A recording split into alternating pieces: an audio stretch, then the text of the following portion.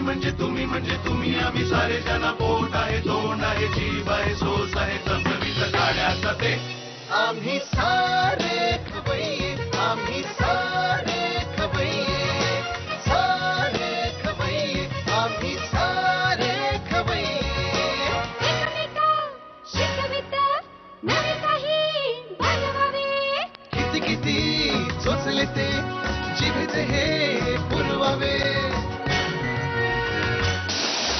छान छान देशी विदेशी पदार्थ जाणून घ्यावे चुकता चुकता करता करता खावे अन खिलवावे आम्ही सारे खवय्ये आम्ही सारे खवय्ये सारे खवय्ये आम्ही सारे खवय्ये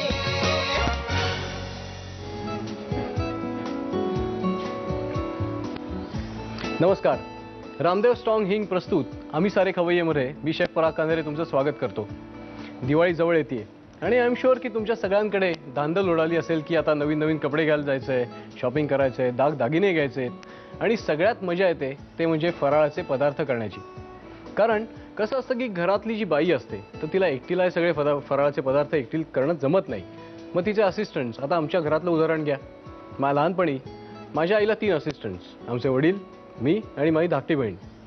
फराळाचे पदार्थ आमच्या घरी नेहमी व्हायचे शंकरपाळे, 2-3 प्रकारचे लाडू, 2 प्रकारचे चिवडे, मग तो बटाट्याचा कीस, तो असा गोडसर तिखटसर तर हे सगळं करण्यासाठी आम्ही तिचे असिस्टंट्स म्हणजे she was the executive chef and we were assistant chefs.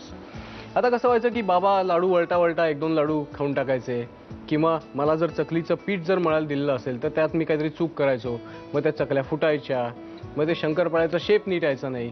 ते सगळी धांदल मजा गंमत जमत करून फायनली एक आठवड्याभरानी तो फराळाचे सगळे पदार्थांचे डबे जे आहेत ते सगळे भरले यायचे. वेल, आता तुमचा जो मेनू सेट झाला असेल, तुम्ही ठरवलं असेल की तुम्ही तुमच्या पाहुण्यांसाठी फराळाचे कुठले पदार्थ करणार आहात, पण त्याच्यामध्ये ॲडिशन म्हणून आम्ही 2 एक इनोव्हेटिव्ह रेसिपीज आणलेल्या आहेत आणि त्या इनोव्हेटिव्ह रेसिपीज शिकण्यासाठी will have to go to kitchen. Let's go. दिवाळीच्या फराळाच्या पदार्थामध्ये आपण 2 प्रकारचे पदार्थ करतो. एक असतो स्वीट, एक असतो सेवरी.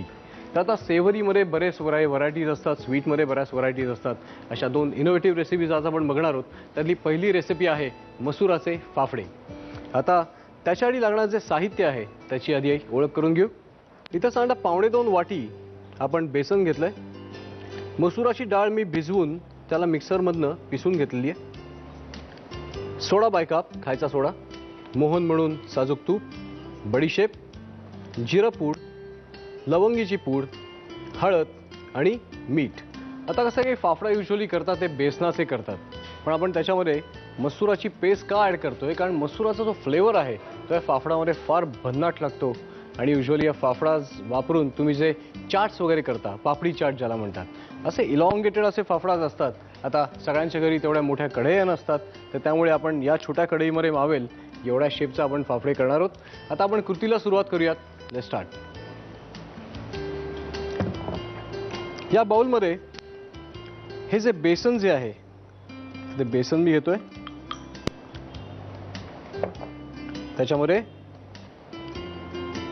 थोडासा सोडा बायकार्बोनेट, खायचा सोडा, चवीपुरतं मीठ, साधारणतः एक अर्धा टीस्पून हळद,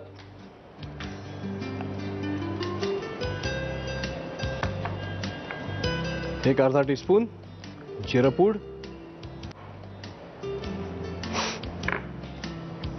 आणि खूप इंटरेस्टिंग इन्ग्रेडियंट आहे लवंग जी असते तर त्याची मी इथं पूड करून घेतली आहे. तर त्याची पूड जस्ट एक 1/4 टीस्पून, साधारणतः चमचाभर त्याच्यामध्ये बडीशेप. आपले फाफडा चांगले खुसखुशीत व्हावेत म्हणून त्याच्यामध्ये थोडंसं मोहन, तूप,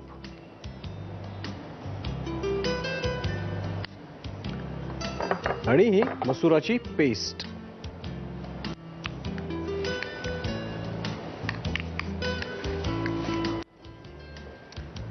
आता हे चांगलं हाताने आपण छान मळून घेणार आहोत. मसुराची पेस्ट घातल्यानंतर त्याच्यामध्ये जेवढं आवश्यक असेल तेवढंच फक्त पाणी घालून हा जो डो आहे तो आपल्याला टाईट करून घ्यायचा आहे.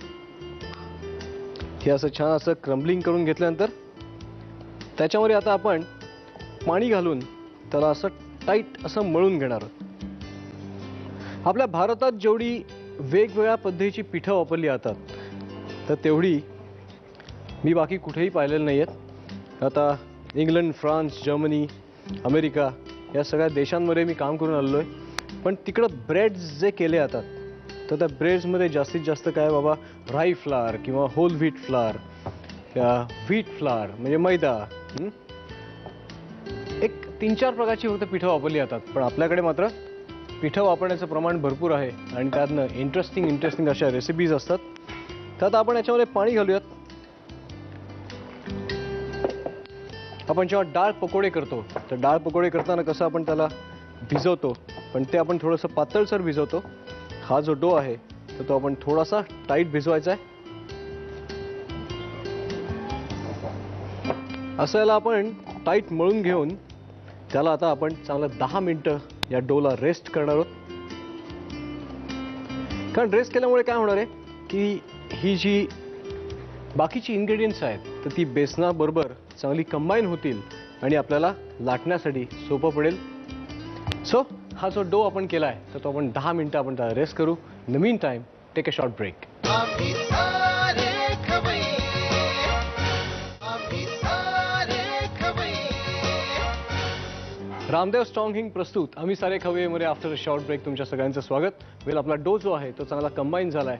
आता आपण त्याला फाफडाच्या शेपमध्ये लाटून घेणार आहोत. पण त्याआधी let's just dust our work table with some flour. हा जो मैदा आहे तो आपण सगळ्या वर्क टेबलवर आपण डस्ट करून घेणार आहोत.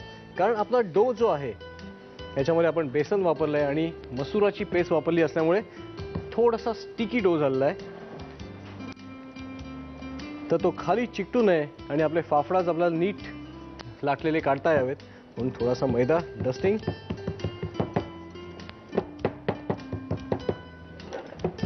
ज्याला आता मस्तपैकी आपण लाटून घेणार आहोत.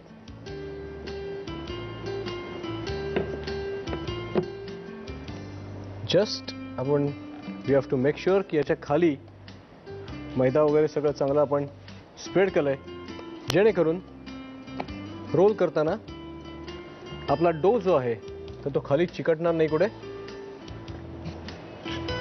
आता आपण याला कापून घेऊयात.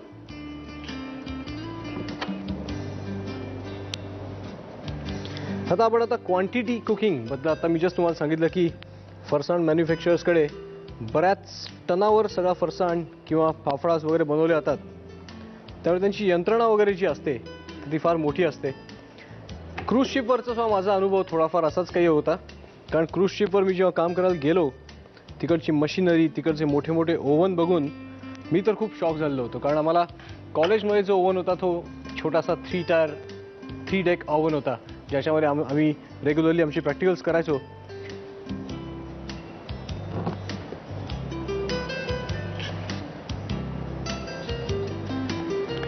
आता जस्ट चेक करूया आपलं तेल तापलंय का. That's it. आपल्याला जेवढं पाहिजे तेवढं टेम्परेचर आलेलं आहे तेलाला आणि याच्यामध्ये आता हे फाफडास फ्राय करू. युजली अशा प्रकारच्या पापड्या किंवा फाफडा आपण स्नॅक म्हणून खातो, चहा बरोबर खातो किंवा सहज एखाद्या किटी पार्टीला, बर्थडे पार्टीला वगैरे जस्ट आपल्या प्लेटमध्ये आणून ठेवलेलं असतं. पण तुम्हाला त्याच्यामध्ये सुद्धा काही इनोव्हेशन्स करायचे असतील तर आता आपण जसं ते इलॉंगेटेड कापलंय तर त्याच ठिकाणी तुम्ही त्याला असं स्क्वेअर कापलं आणि असे स्क्वेअर्स जर त्याचे फ्राय करून घेतले तर याच्यावर मस्तपैकी थोडंसं टॉपिंग वगैरे टाकून you can create fabulous canapes as well. तुमच्या कॉकटेल पार्टीजला वगैरे जर एखादा स्नॅक म्हणून तुम्हाला करायचं असेल इट्स अ लवली स्नॅक. आपले मसूर फाफडा जोपर्यंत छान असे लाईट गोल्डन ब्राऊन फ्राय होत आहेत तोपर्यंत पटकन असं साहित्य आणि कृती लिहून घ्या. मसूर फाफडा बनवण्यासाठी लागणारं साहित्य: बेसन, मसूर, खायचा सोडा, मोहन, जिरेपूड, बडीशेप, लवंगपूड, हळद आणि मीठ. कृती: प्रथम एका बाउलमध्ये बेसन घेऊन खायचा सोडा, मीठ, हळद, जिरेपूड, लवंगपूड, बडीशेप, तूप, त्यामध्ये वाटलेली मसूर डाळीची पेस्ट आणि पाणी घालून पीठ भिजवून घ्यावं. या पिठाचे आयताकृती फाफडे लाटून ते खरपूस तळून घ्यावेत. आता मसुराचा फाफडा ही एक सेव्हरी रेसिपी पाहिल्यानंतर आता वेळ आली एक मस्तपैकी गोड रेसिपी करण्याची. वेळ आपली गोड रेसिपी आहे बदामाचा हलवा. तर त्याच्यासाठी लागणारे जे साहित्य आहे ते आधी बघून घेऊ.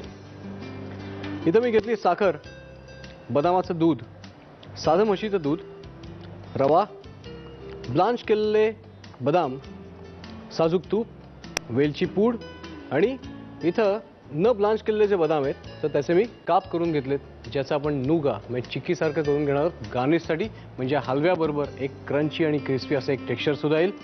आता बेसिकली हा जो हलवा शिरा जो आहे तर तो नॉर्थ इंडियामध्ये बदामाचा हलवा सगळीकडे केला जातो. आपण महाराष्ट्रात जेव्हा शिरा करतो तो आपण फक्त रव्याचा आणि त्याच्यामध्ये रेग्युलर दूध वापरून करतो. पण या रेसिपीमध्ये आपण बदामाचं दूध जे घेतोय तर ते कसं केलं मी तुम्हाला सांगतो. बदाम ॲक्च्युली मी पोच करून घेतले, ब्लांच करून घेतले, त्याची पाण्याबरोबर मी पेस्ट केली आणि ती पेस्ट मी मस्लिन क्लॉथमधनं गाळून घेतली आणि जेणेकरून मला असं याचं क्रीमी असं याचं दूध जे आहे तर ते मिळालं आहे. त्यामुळे या बदामाचा इंटेन्स फ्लेवर जो आहे तर तो आपल्या हलव्याला मिळणार आहे. आता जास्त वेळ न घालवता लेट्स स्टार्ट द रेसिपी. इथं मी 2 पॅन घेतलेले आहेत. एका पॅनमध्ये सगळ्यात पहिल्यांदी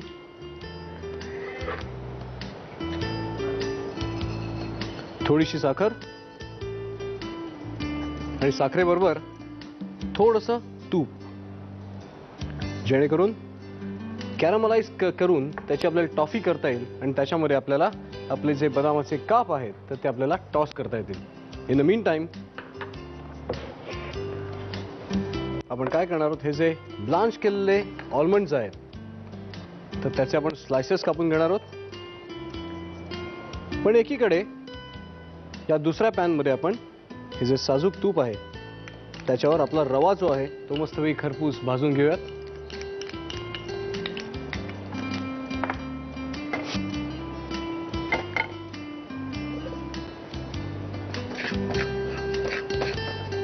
कुठलंही टॉफी कॅरामेल करताना सारखं त्याला हलवत राहायचं, जेणेकरून काय की एकाच साईडला काळं जास्त होत नाही आणि तुमचं कॅरामेल जे आहे तो युनिफॉर्म कलर त्याला येतो. आता याचे असे बारीक जस्ट स्लायसेस करायचे आपल्याला.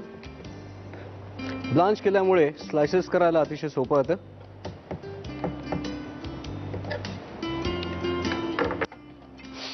या पॅनमध्ये तूप तापल्यानंतर त्याच्यावर आपण घालणार आहोत हा बारीक रवा.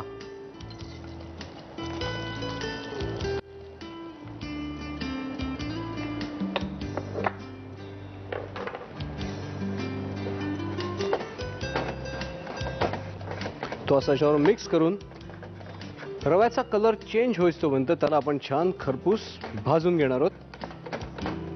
आणि भाजून घेतल्यानंतर त्याच्यामध्ये आपण बदामाचं दूध आणि रेग्युलर दूध हे ॲड करणार आहोत. वेळ आता ही जी दोन्ही दुधं आपण घेतली आहेत तर त्या दुधाचं टेम्परेचर जे आहे तर ते ॲम्बियंट टेम्परेचर म्हणजे रूम टेम्परेचर आहे. गार दूध शक्यतो घ्यायचं नाही, कारण रवा गरम आहे आणि त्यात गार दूध घातल्यानंतर दूध फाटण्याची शक्यता असते. वेळ आता हे बदामाचे काप जे आहेत तर ते मी कापून घेतो. तोपर्यंत रवासुद्धा छान रोस्ट होईल, आपलं टॉफी कॅरामलसुद्धा होईल. त्या सगळ्या प्रोसेसला मला एक 5 ते 7 मिनटं लागणार आहेत. वेल, इन द मीन टाईम तुम्ही एक छोटासा ब्रेक घ्या. आम्ही सारे खवय्ये, आम्ही सारे खवय्ये. रामदेव स्ट्रॉंग हिंग प्रस्तुत आम्ही सारे खवय्येमध्ये आफ्टर शॉर्ट ब्रेक तुमच्या सगळ्यांचं स्वागत. वेल, आता आपण जे कॅरामल करत ठेवलेलं होतं तर त्यात चांगला असा टॉफीचा रंग आलेला आहे. त्याला अजून थोडासा डार्क कलर आला की त्याच्यामध्ये आपले हे जे बदाम आहेत तर ते आपण टॉस करून घेणार आहोत. Just a splash of water, just त्या कॅरामलला थोडंसं लुझून करण्यासाठी, आणि मग त्याला आपण कडक करून घेणार आहोत.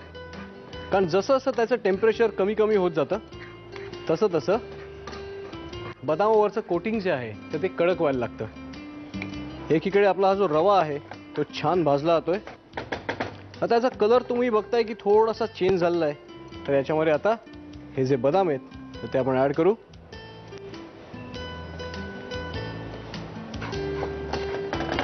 तुम्ही बघता की याच्यामध्ये बदामाची क्वांटिटी बऱ्यापैकी मी वापरलेली आहे. इनफॅक्ट बदाम हा स्मरणशक्ती आणि खूप चांगला असतो.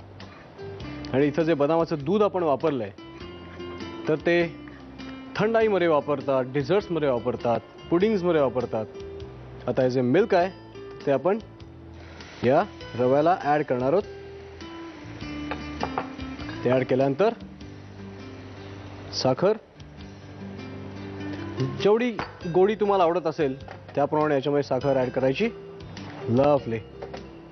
आणि आता मंद आचेवर झाकण ठेवून त्याला आपण शिजवून घेणार आहोत. सगळं बदामाचं दूध जे आहे तर ते रव्याने ॲब्सॉर्ब करू दे. एकीकडे आपलं कॅरामलचा टॉफी कलर परफेक्ट आलाय. याच्यामध्ये हे जे बदामाचे अनब्लांच्ड ऑलमंड्सचे तुकडे जे आहेत तर ते आपण टॉस करून घेऊ.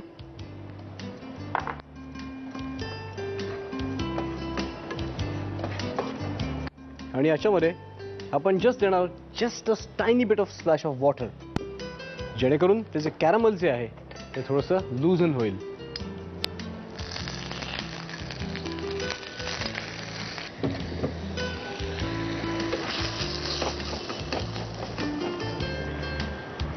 आता हे थंडगार झाल्याशिवाय हे कडकडीत होणार नाही, तर त्यामुळे या चॉपिंग बोर्डवर त्याला आपण असं स्प्रेड करून ठेवू.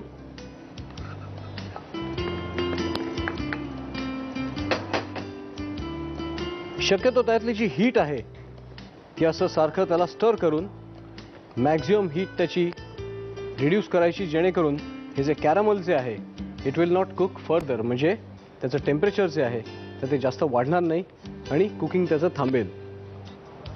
आता मी बघताय की एकीकडे आपला रवा जो आहे तर रव्याने सगळं नारळाचं दूध जे आहे तर ते ॲब्सॉर्ब केलंय. लवली. या स्टेजला याच्यामध्ये आपण घालणार आहोत वेलचीची पूड.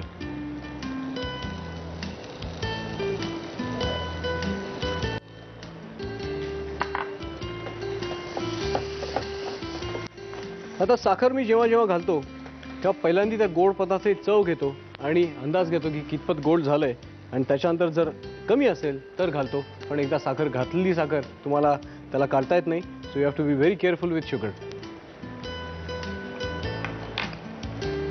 परफेक्ट साखर आहे, याच्यापेक्षा जास्त नको. थोडीशी फक्त वेलचीची पूड चालेल.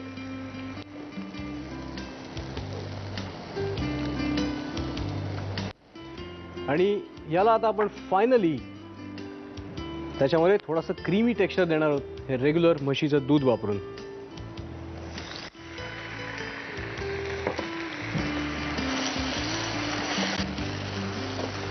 आता म्हशीचं दूध घातल्यानंतर त्याला आपण अजून थोडंसं वाफाळून घेणार आहोत. त्याच्यावर झाकण ठेवून. इन द मीन टाइम आपले हे जे नुगा ऑलमंड्स जे आहेत तर ते बऱ्यापैकी क्रस्टी आणि क्रंची आलेले आहेत.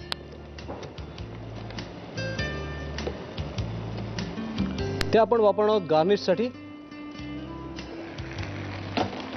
लवली. आपला बदामाचा हलवा जो आहे तो मस्त तयार झालाय. आता मी याला सर्व करतो.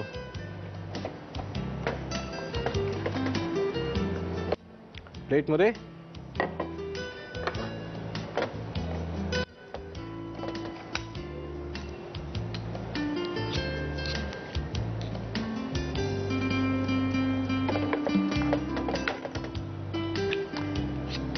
या प्रकाराला क्वेनेल्स म्हणतात.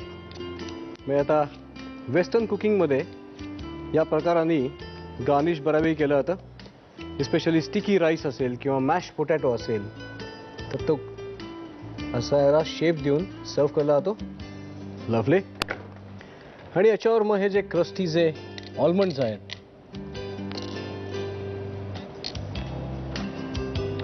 That's it. Well garnished, well done almond halwa, बदामाचा हलवा. फॅन्टास्टिक. याचं साहित्य आणि कृती पटकन लिहून घ्या. बदामाचा हलवा बनवण्यासाठी लागणारं साहित्य: साखर, बदामाचं दूध, साधं दूध, रवा, भिजवलेल्या बदामाचे तुकडे, तूप, वेलची पूड आणि बदाम. कृती: बदाम भिजवून ते पाण्याबरोबर वाटून घ्यावेत आणि बदामाचं घट्ट दूध गाळून घ्यावं. पॅन मध्ये साखर आणि तूप गरम करून त्यामध्ये बदामाचे काप घोळवून थंड करून घ्यावेत. दुसऱ्या पॅन मध्ये साजूक तुपात रवा भाजून घ्यावा. बदामाचं दूध, साखर आणि वेलची पूड घालून हलवा वाफवून घ्यावा. हलवा सर्व करताना त्यावर साखरेत घोळवलेले बदामाचे तुकडे घालावेत. आजच्या एपिसोडमध्ये आपण 2 इनोव्हेटिव्ह पदार्थ पाहिले. पण कसं आहे, कधी कधी मला असं वाटतं किती जरी मोठा शेफ झालो तरी पारंपरिक जे पदार्थ आहेत तर त्याला जे महत्त्व आहे आणि ते शिकलेच पाहिजेत. तुम्हाला एक किस्सा सांगतो.